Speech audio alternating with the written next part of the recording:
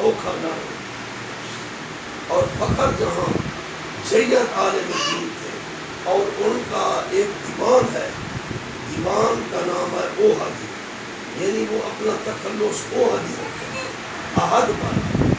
وہ دیوان میں نے اس کی زیارت کی ہے، وہ ادب فارسی ہے، عربی اور فارسی کا وہ دیوان ہے، اس کو علماء سمجھتے ہیں، لیکن وہ بھی فاروق اعظم کا شہزادہ ہے، یہ بھی، لیکن خواجہ غلام فرید 7 زبان شاعر ہے، اس لیے سادہ لوگ، پڑھے لکھے لوگ، ہر قسم کا لوگ ان کی شاعری تک رسائی پا لیتا ہے۔ ان کو علماء زیادہ سمجھتے ہیں، ان کے کلام کا ایک چند موتی ہیں جو میں نے ان کے دیوان اوہدی میں دیکھے۔ ایک تو انہوں نے سرکار کی مدح سرائی میں لکھا، اے ماہ خوشی کا السلام علیک، آفتاب خدا السلام علیک، دیدہ اوہدی با خاک درت، گویا دے تو کیا السلام علیک۔ یا رسول اللہ، میں اوہدی عرض کرتا ہوں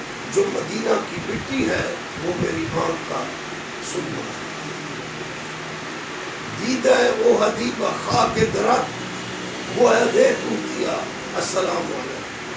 پھر ان کا ایک نعتیہ کلام ہے جس کے یہ شعر آپ کو یاد ہے، وہ معراج کے موقع پر انہوں نے لکھا، یا رسول اللہ پوشیدہ رخ جو آمدی، شور قیامت شد آیا، بے پردہ گر آئی بنی، سوزد ہما کون مکان۔ یا رسول اللہ، آپ معراج شریف پر گئے اور آپ جس حالت میں اللہ سے ملاقات کی کہ اللہ نے آپ کا دیدار کیا، آپ نے اللہ کا دیدار کیا، پوشیدہ رخ جو آمدی، شور قیامت شد رہے، سید البشر کی کیفیت پر حق ہے، یہ شریعت ہے، جو نہ مانے وہ دائر اسلام سے خارج ہے۔ محبوب ہم شریعت کا احترام کرتے ہیں، لیکن جو اللہ نے آپ کو نورانیت عطا کی، جہاں جبرائیل کے پر بھی جلتے تھے، وہ سدرہ پر روک گیا، تو اس نورانی حالت میں اگر پھر آپ تشریف لاتے، جیسے اللہ تعالیٰ کے ساتھ آپ کی ملاقات ہوئی، سوزد ہما کون و مکان، زمین آسمان راک ہو جاتی اور آپ کا دیدار ہو جاتا۔ ان کا ادب کلام ہے، خواجہ فرید کا کلام بھی بہت یعنی اعلیٰ پیمانے پر ہے، کلام الملوک ملوک الکلام، تو اس میں خواجہ صاحب نے توحید پر قلم لکھا، الیوم بسر حدید میں ہر وقت یار کے دید میں، این رات ساری عید میں ہر وقت یار کے دید میں، اور آخر میں انتہائی عاجزی اور انکساری ہے، ٹھاندی نہیں تشدید میں۔ یا اللہ، یہ بھلا کیسے جچتا ہے کہ تو بے نیاز بھی ہے، وحدہ لا شریک بھی ہے، رحیم کریم مہربان بھی ہے، بھلا یہ کیسے جچتا ہے کہ تو مجھ پر ناراض ہو اور تیری شدت کو یہ فرید نہیں مانا، کہاں برداشت کر سکتا ہے۔ ٹھاندی نہیں تشدید میں، کابڑ اتے تحدید میں، ایو ادنا عبد، ایو ادنا عبد، فرید میں ازمو ہے دید فرید۔ عطا اللہ شاہ بخاری علماء دیوبند کے عالم دین تھے، جب انہوں نے خواجہ فرید کا یہ کلام سنا تو انہوں نے فرمایا، میں نے ان کا شجرہ پڑھا ہے، وہ فاروق اعظم کی اولاد ہے، مدینہ طیبہ سے تشریف لائے، کافی لوگوں کو کلمہ پڑھایا، کاش کہ میں ان کا زمانہ پاتا، میں فرید پاک سے ملاقات کرتا، لیکن جب یہ توحیدی کلام انہوں نے سنا تو عطا اللہ شاہ صاحب کے آنسو چراغ پڑے، اور انہوں نے پھر بدی فرمایا، شعلہ عشق است خواجہ فرید، شعلہ عشق است خواجہ فرید، جرہ عشق خون، جرہ عشق چو نہ چشید اوچ دانی یہ چیست خواجہ فرید، سرمہ چشم شد بخاری را خاک پائے غلام خواجہ فرید۔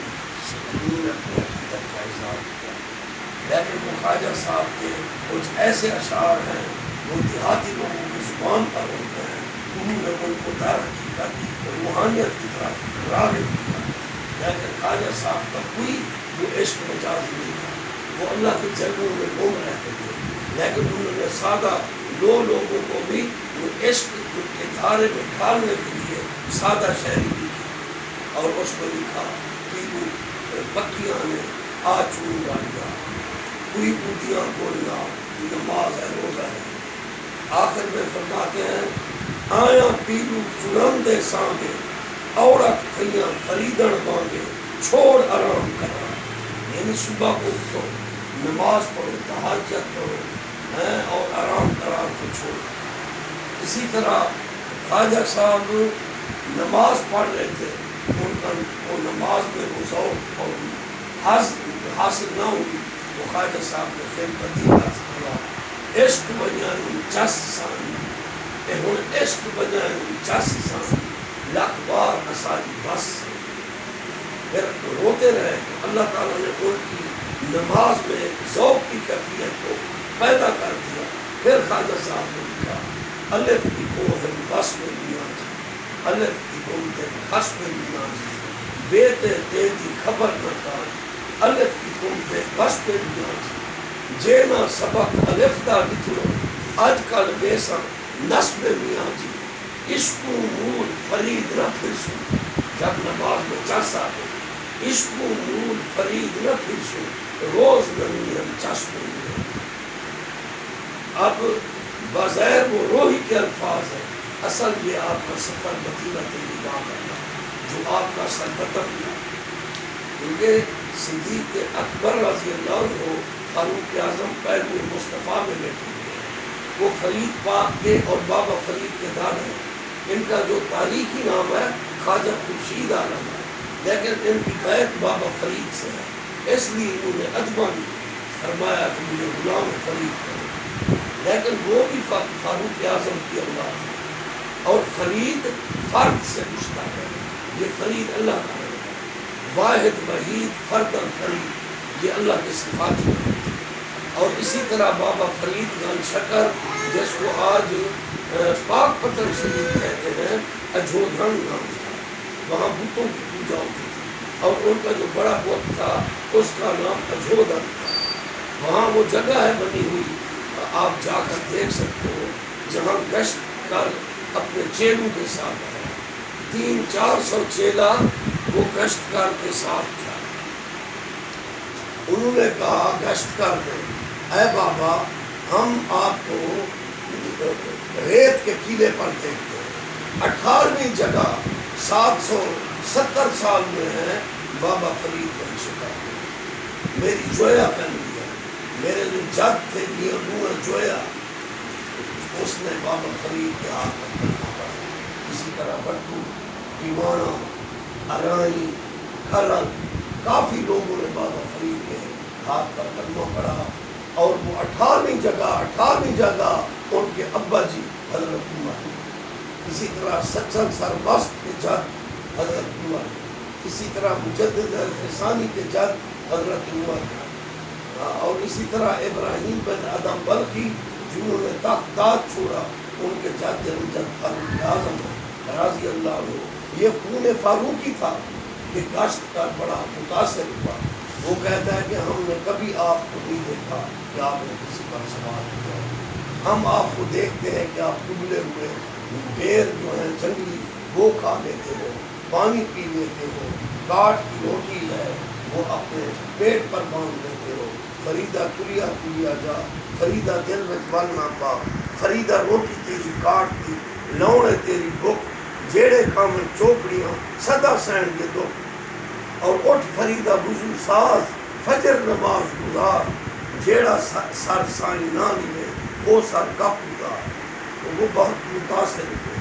وہ کہتے ہیں ہم بہت متاثر ہیں اور جس اللہ کی آپ بات کرتے ہو اگر آپ کا اللہ یہ ہمارے ان چنچوں کو جو ہم نے یہ مالا پہنی ہوئی ہے موتیوں سے برسا اگر آپ کا اللہ اس کو توڑ دے ہم اجودھن بت کو توڑیں گے ہم آپ کے اللہ بیت کی عبادت کریں گے. تو بابا فرید بڑے خوش ہوئے اور دل میں انہوں نے دعا مانگی اے اللہ یہ اجودھن بت ٹوٹ جائے یہ پاک پتن شریف بن جائے یہاں تیری عبادت ہو تیری نماز ہو شرک نہ ہو. تو حضرت بابا فرید کی زبان سے اللہ کے نام کی زار ہوئی اللہ اللہ اللہ حق جب آپ کی زبان سے نکلا وہ جتنے جوگی اس کے چہرے تھے ان کی وہ مالا وہ موتی وہ ٹوٹ گئے اور پاش پاش ہو گئے. تو انہوں نے کلمہ شریف پڑھا اور اپنے ہاتھوں سے انہوں نے کدال دیے اور اجودن بت کو توڑا. آپ نے مسجد شریف تیار کی اور ان کو آپ نے غسل کرایا, ان کو وضو کرایا, ان کو پاکیزگی کے بعد کلمہ پڑھایا, پھر ان کو نمازیں پڑھائی. پھر آپ نے فرمایا کہ آج سے پاک ختم شریف ہے. لیکن آپ میں اتنا سادگی تھی, فاروق اعظم کے لال میں اتنا سادگی تھی کہ آپ ریت کے ٹیلے پر آپ کی مسجد تھی تو ہر بندے کو ملتے تھے. اگر امیر کو ملنا بھی مشکل ہو اور درویش کو ملنا بھی مشکل ہو تو لوگ کہاں ہیں. یعنی فاروق اعظم رضی اللہ عنہ سادہ تھے, وہ ریت پر بیٹھے رہتے ایز امیر المومنین, مزدوری کرتے تھے, اپنے ہاتھوں سے اینٹیں تھاپتے تھے. وہی خون تھا فاروق اعظم کا بابرکت, ان میں سادگی تھی.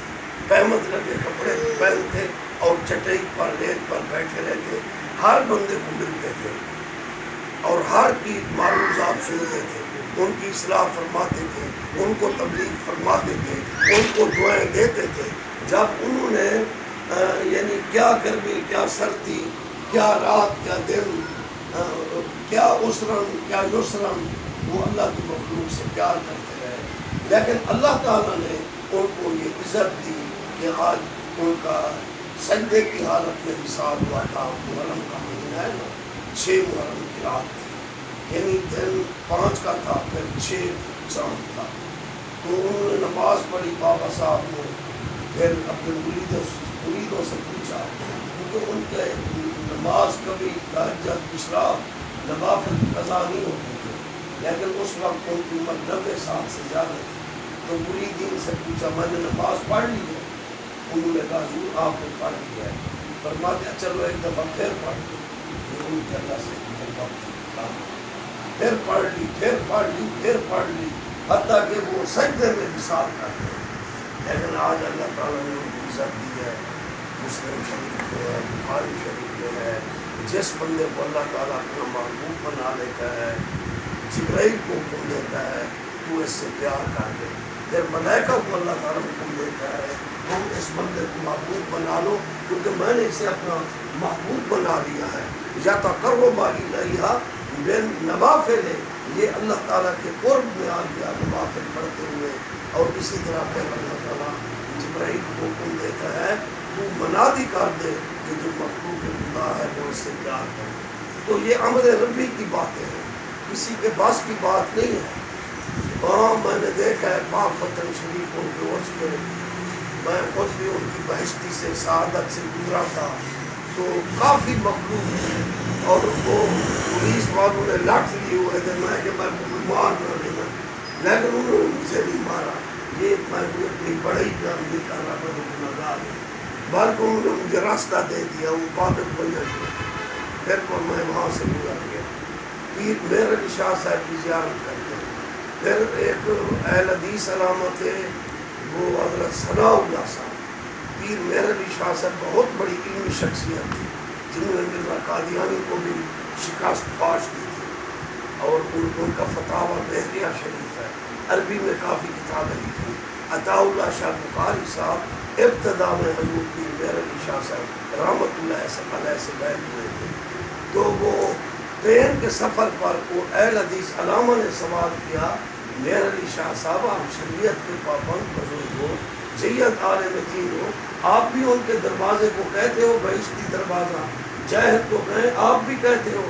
تو پیر مہر علی شاہ صاحب نے وہ محبت والے لوگ تھے, علمی گفتگو کرتے تھے, علم تھا, جھگڑا کم تھا, علم تھا. تو پیر مہر علی شاہ صاحب نے فرمایا مجھے بتا رہے ہو کہ جہد کو بہشتی کہیں اور تم عالم ہو کر شاہ جی کہتے ہو بہشتی دروازہ. پھر آپ نے فرمایا جاہد تم سے بہشتی دروازہ نہ کہیں, آپ عالم ہو کر کہتے ہو کہ یہ بہشتی دروازہ نہیں ہے. تو وہ حضرت ثناء اللہ صاحب نے سوال کیا, قرآن پاک میں ہے ہاتھ برہانکم ان کنتم صادقین, تم اپنے اگر سچے ہو تو دلیل پیش کرو. تو آپ نے فرمایا یہ جنت البقیع, باب البقی شریف، پھر وہ دروازہ جنت البقی لکھا ہوا ہے، کیونکہ نبی پاک نے فرمایا مومن کی قبر جنت کے باغوں سے باغ ہے۔ کیا یہ اللہ کے ولی نہیں تھے؟ مومن نہیں ہے، فاروق اعظم کے لال نہیں ہے، ان کی تبلیغ سے ہزاروں سکھ اور ہندو مسلمان نہ ہوئے؟ کیا انہوں نے اجودان کا بت نہ توڑا؟ ہم مشرک تو نہیں ہیں، اللہ کی عبادت کرتے ہیں، اللہ کے پیاروں کی زیارت کرتے ہیں، اور مدینہ طیبہ میں وہ ٹیکسوں پر پھرتے ہیں، زارا زارا زارا، سبا مساجد امیر حمزہ زیارتیں کراتے ہیں۔ عبادت اور چیز ہے، زیارت اور چیز ہے۔ اللہ کے سوا اگر کسی کی عبادت کی جائے یہ شرک ہے، لیکن زیارت والدین کی جائے، بزرگوں کی جائے، علماء کی جائے تو ثواب ہے۔ حتیٰ کہ اللہ کے نبی نے فرمایا جس نے عالم با عمل سے مسافہ کیا بے مسافتی، اس نے مجھ سے مسافہ کیا۔ تو اس افہام و تفہیم سے جنت المأویٰ ہے، انہوں نے کہا ہے تو یہ قبرستان، لیکن وہاں جنت وہاں بھی تو کہا جاتا ہے، تو اس لیے جنت کہا جاتا ہے۔ یہ جو بابا فرید کا روضہ مبارک چھوٹا سا ہے نا، تو یہ غیاث الدین بلبل تھا۔ یہ 5 منٹ میرے رہ گئے، اصل تو میرا موضوع میلاد ہے، ضمناً وہ محرم کی آمد، پھر بابا کا ذکر، پھر فاروق اعظم کا ذکر، تو یہ باتیں آ گئی۔ یعنی میری ہے تو بے ربط تقریر، لیکن آپس میں بیٹھے ہوئے ہیں تو بس 5-7 منٹ میں اور میلاد شریف پر بیان کر دوں گا۔ اچھا، تو کیا عرض کر رہا تھا؟ حضرت بابا فرید بن شکر، ہاں روضہ مبارک۔ ہاں، وہ غیاث الدین بلبل جو تھا وہ لکڑہارا تھا، لکڑہارا تھا، تو بابا اپنے وہ بیر ابالتے تھے لکڑیاں لے کر، کبھی خشک لکڑی اکٹھا بھی کرتے، تو وہ گدی پر لکڑیاں لے کر جا رہا تھا۔ لڑکے یہ لکڑیاں وہ بیچو گے کیا، کتنے پیسے ہیں، کتنے دام ہیں؟ اس نے کہا بابا آپ اللہ والے ہو، اپنے ڈونیشن ہو، یہ ابلے ہوئے بیر کھلاتے ہو، کیا آپ مجھے دہلی کی بادشاہی دے دو گے؟ آپ نے فرمایا جا، تجھے اللہ دہلی کی بادشاہی دے، میں دعا کرتا ہوں اللہ تجھے دہلی کی بادشاہی دے۔ تو اس نے وہ گدی سے لکڑیاں اتار دی، وہ پولیس میں یا فوج میں بھرتی ہو گیا، پھر اس سے کوئی کارنامہ ظاہر ہوا، پھر وہ سپہ سالار بن گیا، پھر حتیٰ کہ وہ اس کا رشتہ ہو گیا بادشاہ کے خاندان میں، حتیٰ کہ غیاث الدین بلبل کا تاریخی نام ہے، وہ دہلی کا بادشاہ بن گیا۔ تو یہاں جب بابا کا وصال ہوا تو اس نے یہ شرف حاصل کیا، جو بنیادوں سے لے کر روضے کی آخری اینٹ تک حفاظ اور قاری حضرات کو بٹھایا، اور ایک ایک اینٹ پر الحم سے والناس تک ختم کیا گیا۔ ایک جگہ میں بیان کر رہا تھا، وہ کہتا ہے یہ تو عقیدت کی باتیں ہیں، لیکن آپ تو بتا رہے ہو تو کیا روضہ قرآن و سنت سے ثابت ہے؟ میں نے کہا اگر قرآن و سنت سے ثابت نہ ہوتا، قرآن سے بھی ثابت ہے، سنت سے بھی ثابت ہے، اگر قرآن و سنت سے ثابت نہ ہوتا تو نبی پاک کا صحابہ روضہ ثابت گنبد خضرا بنا ہوا ہے، قرآن سے بھی ثابت ہے، سنت سے بھی ثابت ہے۔ وہ کہتا ہے قرآن سے کیسے ثابت ہے؟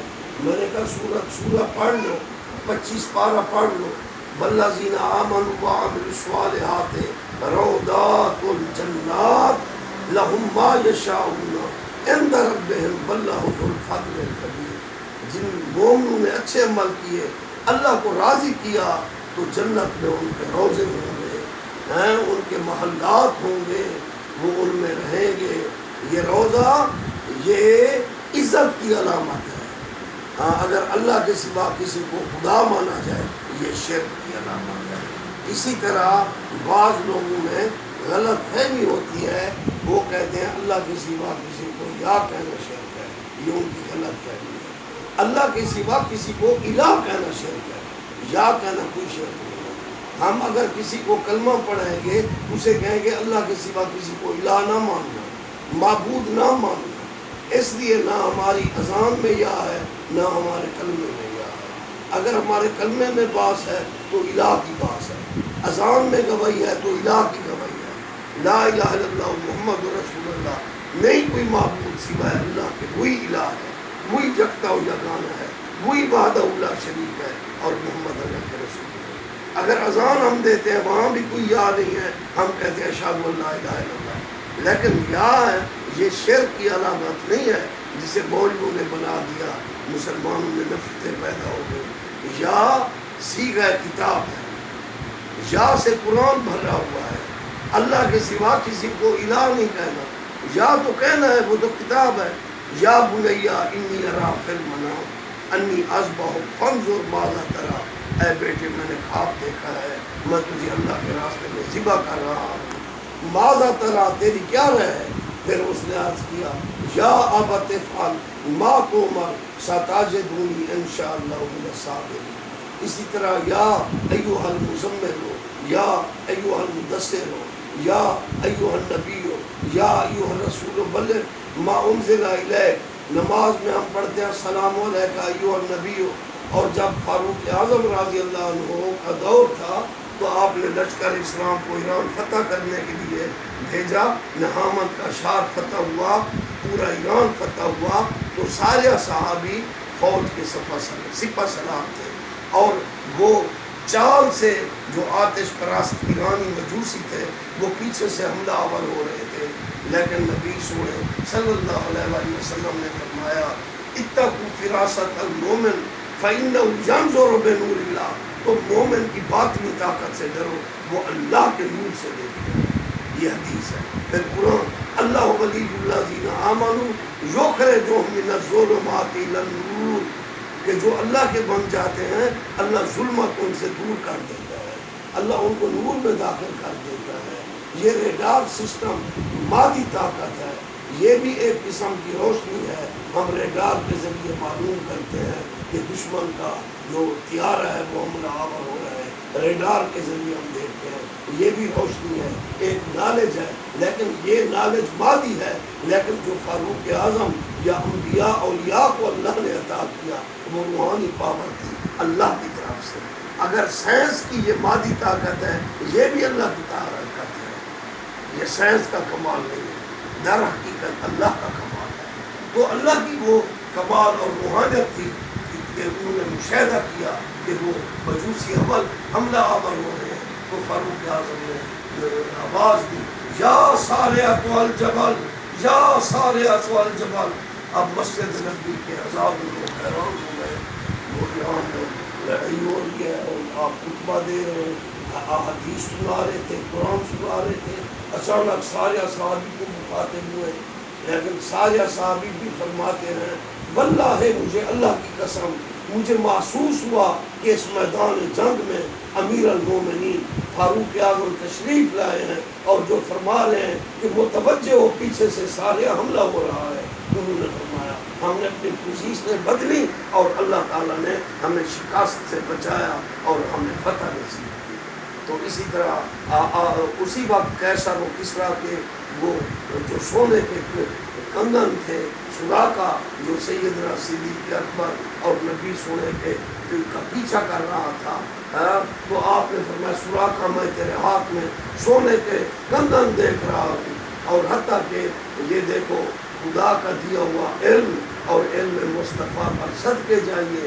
دیکھیں ہم ارادہ کرتے ہیں کہ ہم سب عمرہ پر جائیں گے، وہ ہمارا دوست ساتھ جائے گا، تو ہم کہتے ہیں بھی وہ تو ہمارے ساتھ جا رہا تھا لیکن پچھلے ہفتے وہ وصال کر گیا، حالانکہ اس میں نہیں جاتا تھا، اس کے وہ ویزا بھی بن گیا تھا، ٹکٹیں بھی اوکے ہو گئی تھی، لیکن اللہ کے نبی کو علم تھا یہ مرے گا نہیں۔ سراقہ ہے کہ اللہ کے نبی نے خبر دی، اسی طرح ہوا جب حضرت فاروق اعظم مال غنیمت تقسیم کر رہے تھے، سراقہ سامنے آ گیا اور حضرت فاروق اعظم کے سامنے وہ سونے کے کنگن تھے۔ حالانکہ سونا مرد پر حرام ہے، لیکن یہ استثناء اس صحابی کے لیے تھا جو ایمان لے آیا اور سرکار نے اس کو بشارت دی، تو حضرت فاروق اعظم نے اس کو سونے کے کنگن بھی پہنا دیے اور رو پڑے صدقت یا رسول اللہ فدا قومی بابی کا یا رسول اللہ۔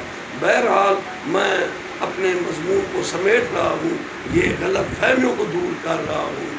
یا حضرت شیخ قبرستان میں ہم جاتے ہیں السلام علیکم یا اہل القبور کہتے ہیں، تو یہ مسئلہ واضح ہو گیا کہ اللہ کے سوا کسی کو الہ اور معبود ماننا شرک ہے یا تو صیغہ کتاب ہے. اور جو 5 گانا نماز میں ایک کلمہ کو اللہ کو وحدہ پڑھتا ہے اور نبی سونے کو عبدہ پڑھتا ہے.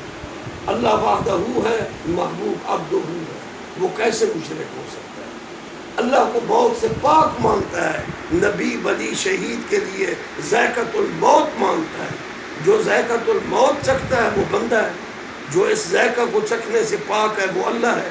جو نبیوں ولیوں شہیدوں کے لیے ذائقۃ الموت مانے، جو 5 گانا نماز میں سونے اللہ کو وحدہ پڑھے اور نبی کو عبدہ پڑھے، وہ کیسے مشرک ہو سکتا ہے؟ یہ غلط فہمیاں ہمیں دور کرنی چاہیے. باقی کسی کے عقیدے کا دار و مدار کتب پر ہوتا ہے. ہمارے اعلیٰ حضرت کے فتاوے ہیں، اس میں کہیں شرک کی دعوت نہیں دی گئی کہ تم قبروں کا طواف کرو، چکر لگاؤ، سجدے کرو، جہلانہ رسموں سے دوچار ہو جاؤ.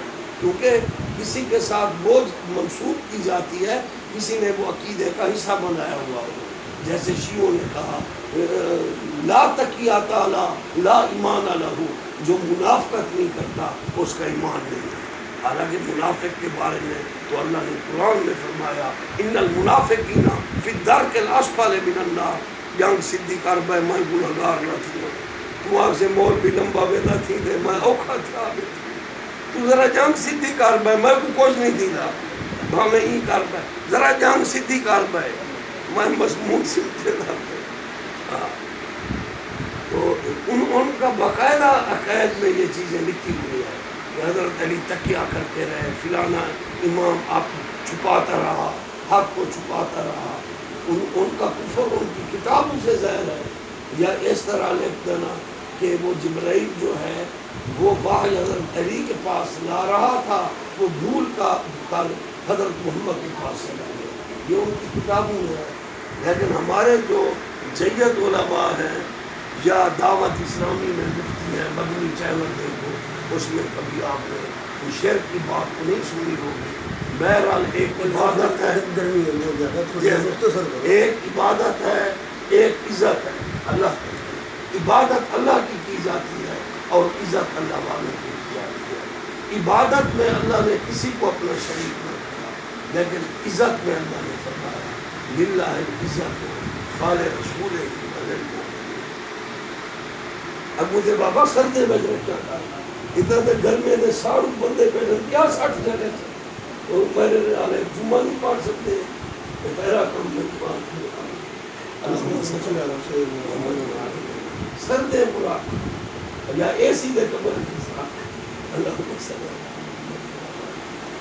ہمارا بیٹھنا، ہمارا سننا اپنی بارگاہ میں قبول فرمائے اور امر بالمعروف نہی عن المنکر کرنے کی توفیق دے.